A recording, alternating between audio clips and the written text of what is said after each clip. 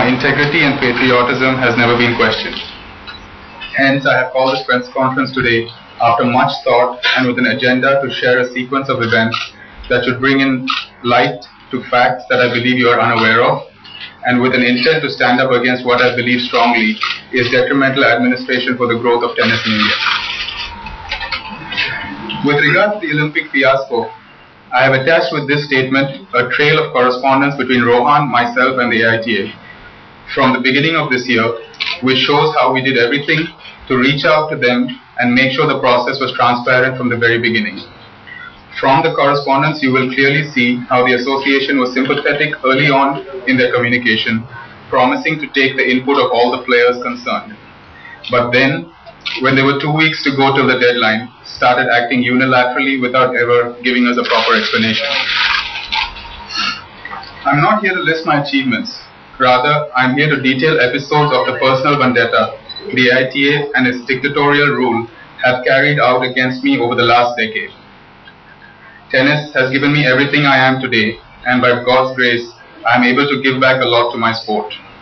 Be it running tennis events, building tennis courts, raising money for talented kids, and even opening academies across the country. However, at every step of the way, the establishment has put spokes in the wheel. So much so that at one point, they changed the constitution to make sure that we are not able to run any event in India without them being part of it.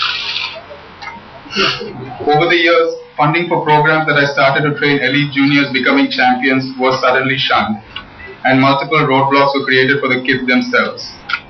I can go on and on with instances, but I was willing to deal with all these hurdles along the way on the pretext that the cream will always rise to the top. A lot of the times, kids from our program were not given entries, but despite all of this, even today the best junior in the country, Sumit Nagal, comes from our stable.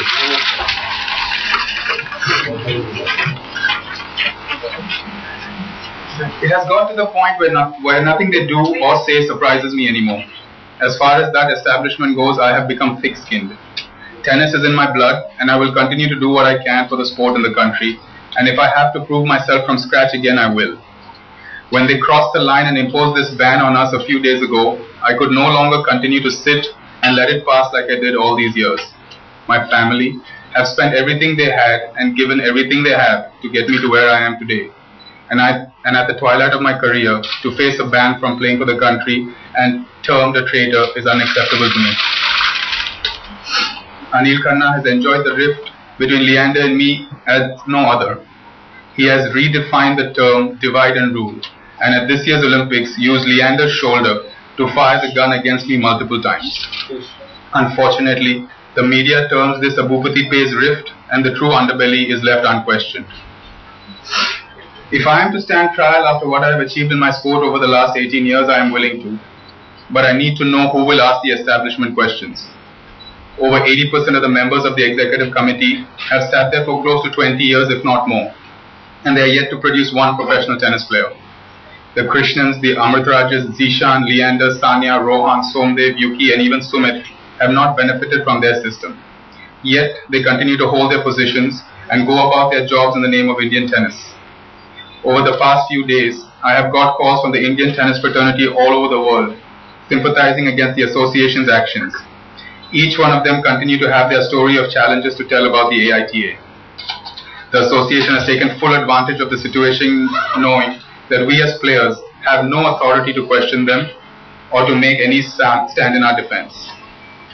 It seems that I have no choice left to accept this ban, and since all of you today are willing to hear what I have to say, I will use this platform to ask who has the authority to take this association to task. Either way, I am certain everyone in the tennis and sports fraternity, past, present and future, will be proud of the step I have taken today. To conclude, I do feel really bad for my friend and partner Rohan, who has been caught in the crossfire of dirty politics.